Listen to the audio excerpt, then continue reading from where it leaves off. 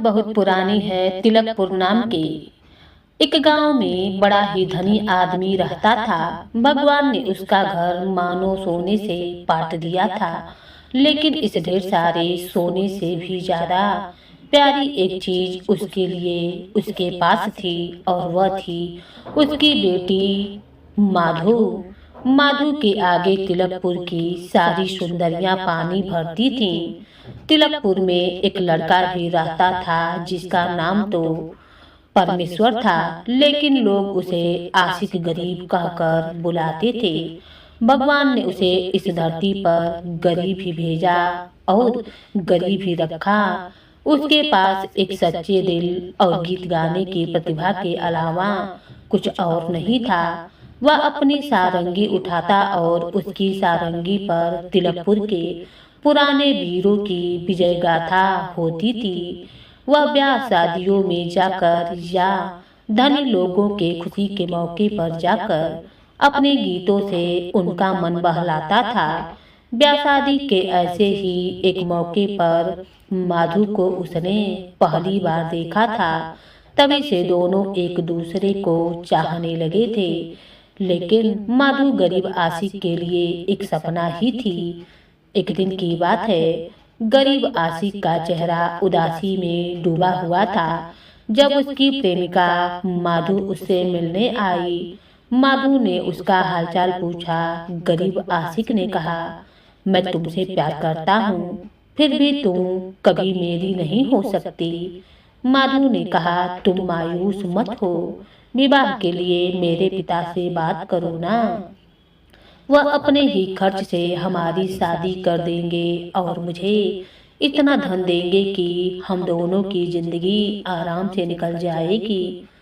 तू कहती है तो ठीक है, अपनी लड़की की खुशहाली के लिए वह कोई कमी नहीं छोड़ेंगे, लेकिन कौन जाने आगे चलकर कहीं तेरे मन में यह घमंड पैदा ना हो जाए कि मेरे पास मेरा कुछ भी नहीं है, जो कुछ भी है वह सब तेरी ही बदौलत है। नहीं नहीं मेरी प्यारी माधु, मैंने तो अपनी रूह को एक फर्ज सौंप दिया है।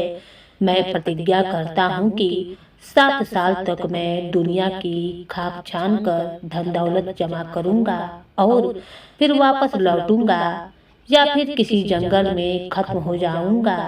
अगर तुझे मंजूर है तो इस अवधि के बीत जाने तक तू मेरी प्रतीक्षा करना। माधु राजी हो गई, लेकिन उसने यह कहा कि अगर वह नियत तिथि को नहीं लौटा तो वह कुंदन की बीवी हो जाएगी, जो उसे बड़े ही समय से बहुत मोहब्बत करता है। आशिक गरीब अपनी माँ के पास पहुंचा। माँ से उसने आशीर्वाद लिया, अपनी छोटी बहन का माथा चूमा, कंधे पर थैला डाला, लाठी ली और तिलकपुर गांव से चल पड़ा। अभी वह तिलकपुर से निकला हुआ ही था कि एक घुड़सवार लपका हुआ आया। आशिक गरीब ने उस पर नजर डाली, देखा तो यह कुंदन ही था। कुंदन ने आशिक गरीब से कहा, मैं भी तुम्हारे साथ चलता हूँ, मुझे लगता है हम दोनों की मंजिल एक ही है। आशिक गरीब उसका साथ पाकर कोई ज्यादा खुश तो नहीं था, लेकिन वह करता भी क्या, लाचार था। और फिर दोनों साथ साथ चल पड़े। बहुत दिनों तक वह दोनों चलते रहे। अंत में एक ऐसी जगह पर पहुँचे जहाँ एक नदी उनका रास्ता काटती थी। नदी के उस पार जाने के लिए ना तो कोई पुल था और ना नदी की धार में कहीं इतनी छिली छिली थी जहाँ से उसे पैदल पार किया जा सके। कुंदन ने कहा, तुम इसे तैर कर पार करो, मैं तुम्हारे पीछे पीछे आता हूँ। आशिक गरीब ने अपने कपड़े उतार कर अलग फेंक दिए और तैरने लगा। पार पहुँचने पर उसने मुड़कर देखा तो वह चिल्ला उठा, हे ईश्वर, यह कैसी मुसीबत है। उसने देखा कि कुंदन उसके कपड़ों को समेटकर तिलकपुर की ओर लपका जा रहा है। उड़ती हुई धूल के सिवा उसे कुछ भी नजर नहीं आ रहा था। ऐसा मालूम होता था मानो कोई सांप भूमि पर ससराता हुआ भागा जा रहा है। कुंदन ने तिलकपुर पहुंचकर अपना घोड़ा रोका और आशिक गरीब के कपड़े लेकर उसकी माँ के पास पहुंच गया और कहने लगा, तेरा बेटा एक गहरी नदी में डूबकर मर गया है, यह रहे उसके कपड़े। माँ पर दुखों का ऐसा पहाड़ टूटा कि कहा नहीं जाता। वह अपने बेटे के कपड़ों को देखकर जमीन पर गिर पड़ी और जोर जोर से रोने लगी। इसके बाद आशिक गरीब के कपड़े लेकर वह अपनी होने वाली बहू के पास पहुंची। माधु से कहने लगी, मेरा लड़का डूबकर मर गया है, या उसके कपड़े हैं जो कुंदन लेकर लौटा है। तुझे अब पूरी छूट है, तू जो चाहे कर, जिससे मर्जी शादी कर, यह देख कर। माधु मुस्कुराई और कहने लगी, तुम भी किसकी बातों पर यकीन करती हो? यह सब कुंदन की मनगढ़ंत कहानी है। मैं किसी और को अपना पति बना नहीं सकती हूँ। यह कहकर दीवार पर लटकी बांसुरी उसने उतारी और अपने आशिक गरीब के प्रिय गीत की धुन बजाने लगी। इधर आशिक गरीब नंगे पांव नंगे बदन एक गांव में जा पहुंचा। गांव के भले लोगों ने उसे कपड़े दिए, खाना दिया। बदले में उसने अपने मधुर संगीत और अपने गीतों से उनका दिल बहलाया। इस प्रकार वह एक गांव से दूसरे गांव, एक नगर से दूसरे नगर आगे बढ़ता ही गया और दूर दूर तक उसका नाम फैल गया। अंत में घूमते घूमते वह किशनपुर नगर में जा पहुंचा और सदा की भांति एक सराय में पहुंचा। वहां पर सारंगी मांगकर उसने गाना शुरू कर दिया। सन्नियों की बात है, उन दिनों उस नगर के राजा, जो कि बहुत ही संगीत और गीत के प्रेमी थे, उन्हें गायकों का बड़ा ही शौक था। उसके पहले कितने ही गायक उसके सामने आए, लेकिन कोई उसके मन ना चढ़ा। राजा के नौकर गायकों की खोज में सारे नगर की धूल छान ले गए थे।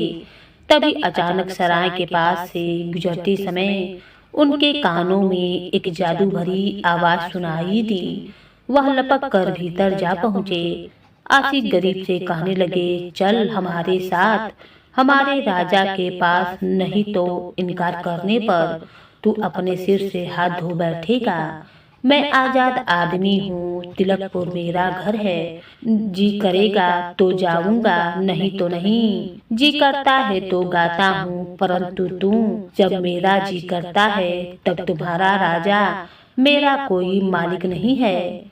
लेकिन उसके बावजूद राजा के नौकर जबरदस्ती उसे पकड़कर अपने राजा के सामने ले गए।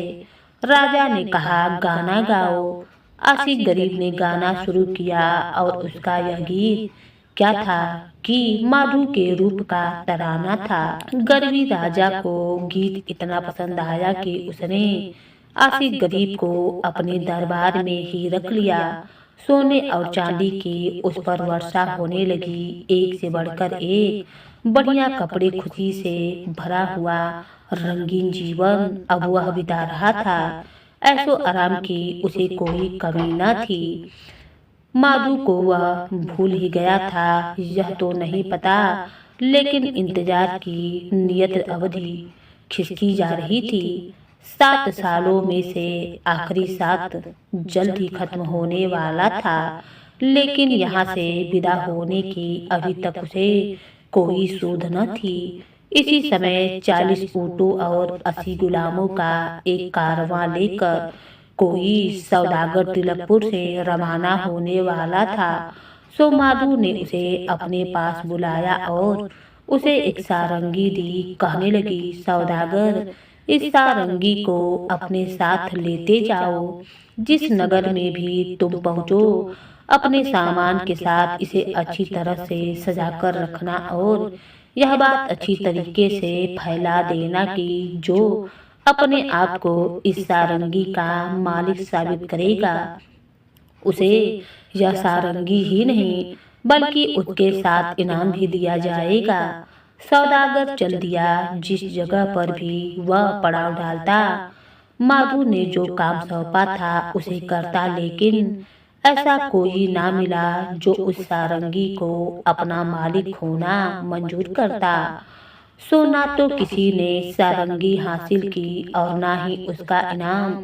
जब सौदागर का सारा सामान करीब करीब बिक चुका था, बचे खुचे सामान के साथ वह उसी नगर में जा पहुंचा। साथ ही माधु की शर्तों को पूरा नगर में फैला दिया।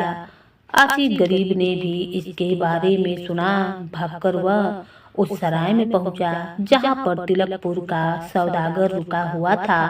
वह सौदागर की दुकान पर वह सारंगी सजी हुई थी। सारंगी देखते ही आसिफ गरीब बोला, यह मेरी है। सौदागर ने कहा, बेशक यह तुम्हारी है। इसका कारण यह है कि तुमने इसे पहचान लिया। आसिफ गरीब, अब जल्दी जल्दी से तिलकपुर पहुंचो। माधु ने तुम्हें कहा था कि नियत अवधि अब खत्म हो रही है। अगर तुम ठीक समय पर वहां पर मौजूद ना हुए तो वह किसी और से शादी कर लेगी। आसिफ गरीब ने निराशा से अपना सिर पकड़ लिया। उसके भाग्य का फैसला करने वाली घड़ी में ले देकर अब 7 ही दिन रह गए थे, जबकि यहाँ से तिलकपुर पहुँचने के लिए कम से कम 30 दिन लगते थे। फिर भी वह एक घोड़े पर सवार हुआ, साथ में एक थैली ली जिसमें सोने के सिक्के भरे थे। घोड़े की जान की परवाह न करते हुए भरपूर तेजी से उसे दौड़ा दिया। आखिर वही हुआ जो होना था। एक जंगल से गुजरते हुए उसके घोड़े ने ठोकर खाई और बदहवास होकर वह जमीन पर गिर पड़ा। आसिफ गरीब बेहोश हो गया। एक दिन के बाद उसे होश आया तो वह एक कुटिया में था। एक साधु उसके सामने खड़ा था। आसिफ गरीब ने पूछा, मैं यहाँ पर कैसे आया? साधु ने कहा कि तुम जंगल में बेसुध पड़े थे, मैं तुम्हें उठाकर यहाँ पर लाया हूँ। तुम बताओ कि तुम कौन हो और तुम्हें कहाँ जाना है? आसिफ गरीब ने अपनी राम कहानी कही और बताया, उसे तिलकपुर पहुंचना है जो अब असंभव सा लगता है। अब मेरे पास आत्महत्या के अलावा कोई चारा नहीं है। ऐसी बातें तो कायर करते हैं बेटा। तुमने सच्चा प्रेम किया है, तुम कायर नहीं हो। चिंता मत करो, तू मेरा घोड़ा ले जा जो 7 दिन में तुझे तिलकपुर पहुंचा देगा। साथ ही यह मेरी सिद्ध की हुई मिट्टी ले जा जो तेरे काम आवेगी। अगर तू इस मिट्टी का लेप किसी अंधे की आंखों पर लगा देगा तो वह देखने लगेगा। जा, ईश्वर तेरी रक्षा करे। आसिफ गरीब एक सफेद घोड़े पर बैठा हुआ घोड़ा क्या दौड़ा मानो हवा से बातें कर रहा था।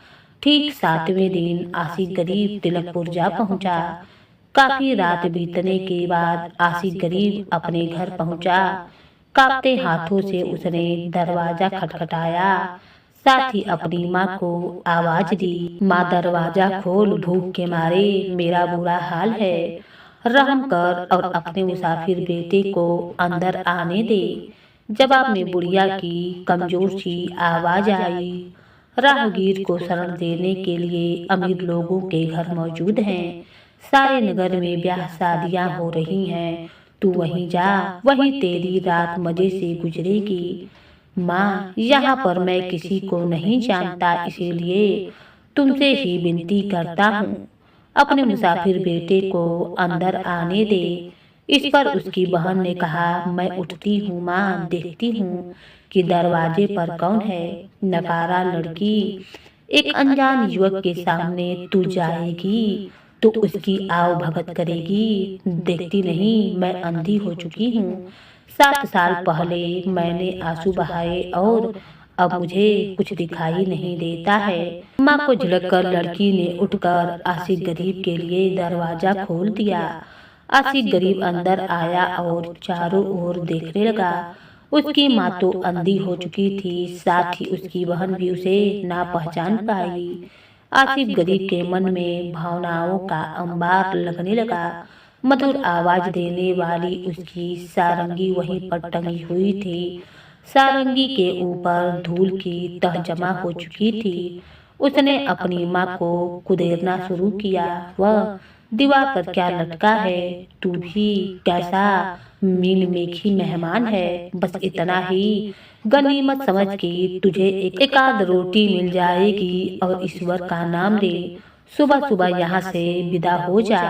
माँ, मैं तुझे पहेली में ही बता चुका हूँ कि तू मेरी माँ अपनी माँ है और यह मेरी बहन है। इसीलिए मैं अब तुझसे जानना चाहता हूँ कि दीवार पर वह क्या टंगा है। वह सारंगी है। सारंगी किसकी बात का यकीन ना करके बुढ़िया ने झुझला कर जवाब दिया, सारंगी सारंगी से तेरा क्या मतलब है? गाना गाते समय इसे बजाया जाता है। इस पर आसिफ गरीब बुढ़िया के पीछे पड़ गया और कहने लगा कि बहन, उसे सारंगी उतार कर दिखा दे। बुढ़िया ने जवाब दिया, भला यह कैसे हो सकता है? या सारंगी मेरे दुखियारी बेटे की है और लंबे समय 7 सालों से यही दीवार पर लटकी हुई है। किसी भी जीवित आदमी ने इसे अपने हाथ से नहीं छुआ, लेकिन उसकी बहन उठी और दीवार से सारंगी उतार कर उसे दे दी। उसके बाद आकाश की ओर उसने अपनी आंखें उठाई और भगवान से प्रार्थना की। उसके मुंह से निकला कि मैं अपने मन की इच्छा पूरी करने के लिए जा रहा हूँ। ईश्वर मेरा साथ देना। उसने तांबे के तारों को छेड़ा, तारों से झनकार उठने लगी। फिर आशिक गरीब ने गीत गाना शुरू कर दिया। उसका दर्द भरा गीत सुनकर माँ की आंखों से आंसू फूट पड़े और वह बोली, तुम्हारा नाम क्या है? अपने गीत से तूने मेरा हृदय छलनी छलनी कर दिया है। इसी रात को मैंने सपना देखा था कि मेरे बाल एकदम सफेद हो गए हैं। आंसुओं के 7 साल ने इसे मुझे अंधा बना दिया है। तेरी आवाज मेरे बेटे की आवाज से मिलती है, सो तू ही बता कि वह कब लौटेगा। आसिफ गरीब ने बुढ़िया को बहुत समझाया कि वह उसी का बेटा है। बुढ़िया ने उसका यकीन नहीं किया। कुछ मिनट तक रुकने के बाद आसिफ गरीब ने कहा, मेरी अच्छी माँ, कम से कम इतना तो कर दे कि यह सारंगी मुझे कुछ देर के लिए दे दे। मैं इसके साथ अपना नसीब आजमाना चाहता हूँ। मैंने सुना है कि पास ही में शादी हो रही है। मेरी बहन, मुझे वहाँ का रास्ता दिखा दे। मैं गाऊंगा, बजाऊंगा और जो कुछ मिलेगा उसे तुम दोनों के साथ साझा करूंगा। नहीं नहीं, मैं यह नहीं मान सकती। जब से मेरा लड़का गया है, यह सारंगी कभी घर से बाहर नहीं गई। लेकिन आसिफ गरीब ने कहा, तू सारंगी के चिंता मत कर माँ। यह ले सोने के सिक्कों से भरी हुई थैली। अब यह सारंगी की जिम्मेदारी मेरी हुई। बुढ़िया ने उस थैली को टटोला और यह जानकर कि वह सोने के सिक्कों से भरी हुई है, उसने सारंगी ले जाने की इजाजत दे दी। बहन ने उसे रास्ता दिखाया और उस धनी घर में पहुंची, जहां धूमधाम से शादी की दावत हो रही थी। अपने भाई को वहां पर छोड़कर बहन खुद दरवाजे पर खड़ी हो गई। वह देखना चाहती थी कि अब आगे क्या होता है। माधु इसी घर में रहती थी और ठीक इसी रात वह कुंदन की पत्नी बनने वाली थी। कुंदन अपने सगे संबंधियों और साथियों के साथ खान पान में मस्त था। दूसरी तरफ माधु पर्दे के पीछे अपनी सहेलियों के साथ बैठी थी। उसके एक हाथ में जहर का प्याला था और दूसरे में तेज खंजर था। उसने कसम खाई थी कि कुंदन के पलंग पर पांव रखने से पहले वह अपना काम तमाम कर लेगी। तभी पर्दे की ओर से उसने सुना कि कोई अजनबी आया है और वह गीत गाने की इजाजत मांग रहा है। कुंदन ने उस अजनबी से कहा, बेशक तुम गीत गाओ, मैं तुम्हारा गीत सुनकर खुश हो जाऊंगा। यह शादी का मौका है, गाने और नाचने वालों को भला कौन मना कर सकता है। सो तू भी कुछ सुना तो मैं भी तुझे एक मुट्ठी सोना दूंगा। उसके बाद आसिफ गरीब ने अपनी सारंगी उठाई और गाना शुरू कर दिया। गाने लगा, खिलाफ नगर में मैंने मिश्री मदिरा का जाम लगाया और सिर्फ 3 दिन में मैं उड़कर यहाँ पर आया। कुंदन के भाई के दिमाग में बुद्धि कुछ कम ही थी। कुंदन अपने भाई के साथ बैठा था। उसके भाई ने खंजर निकाला और चिल्लाकर बोला, तू झूठ बोलता है। खिलाफ नगर से यहाँ कोई 3 दिन में कैसे आ सकता है? कुंदन ने उसे संभालते हुए कहा, अरे भाई, यह तो गायक है और अपनी कल्पनाओं में यह सारी दुनिया घुमा सकता है। तुम इसकी बातों में मत आओ, इसकी फिक्र मत करो। आसिफ गरीब ने अपना गीत आगे जारी रखा। इधर माधु ने जब उसकी आवाज सुनी तो आसिफ गरीब को पहचान लिया। जहर के प्याले को एक तरफ फेंका और खंजर को दूसरी तरफ और अपनी सहेली से बोली, तू नहीं पहचान सकी इसे, लेकिन मैंने इसकी आवाज को पहचान लिया है। यह इतनी प्यारी आवाज सिर्फ मेरे गरीब आशिक की है। माधु दौड़ती हुई पर्दे से बाहर आई और झरोके से उसने अपने आशिक को देखा और पहचान लिया। उसके मुख से एक चीख निकली। भागी भागी वह उसके पास पहुंची और उसके गले में बाहें डाल दी। इसके बाद कुछ ही पलों के लिए वे दोनों बेसुध हो गए। कुंदन का भाई यह देखकर आग बबूला हो गया। उसने खंजर निकाला और उन पर टूट पड़ा।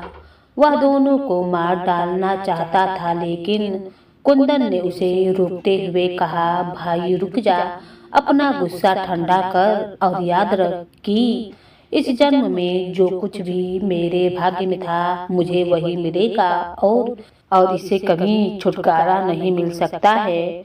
माधु मेरे भाग्य में नहीं थी तो कोई बात नहीं।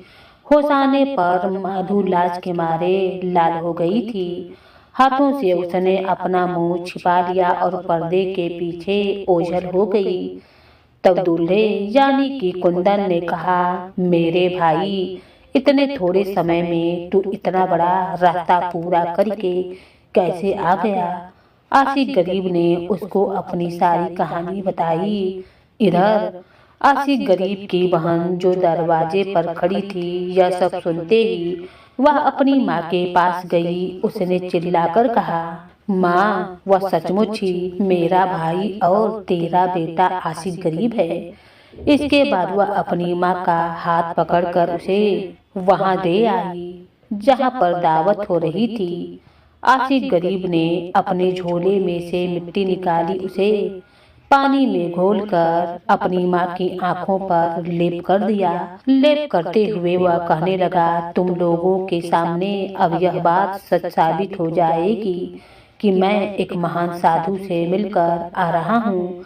मिट्टी लेप की उसकी माँ की आंखें खोली और देखा कि उसकी आंखों की ज्योति लौट आई थी। इसके बाद किसी के भी हृदय में आशिक गरीब के सच्चे होने का कोई संदेश नहीं रहा। दूसरी तरफ कुंदन जो माधु को चाहता था, उसने माधु का हाथ आशिक गरीब के हाथों में थमा दिया। इस पर खुशी से गाना होने लगा। तब उसकी माँ ने कहा, बेटी माधु, तुम उतनी ही खुशी रहोगी जितना तुम अपने पिता के घर में खुशी रही, और ईश्वर तुम दोनों को भी उतनी ही खुशियाँ दे जितनी मुझे और माधु को मिली हैं। आसिफ गरीब और माधु की शादी हो गई। दूसरी तरफ कुंदन और आसिफ गरीब की बहन की भी शादी हो गई। वे सभी एक खुशनुमा जिंदगी बिताने लगे।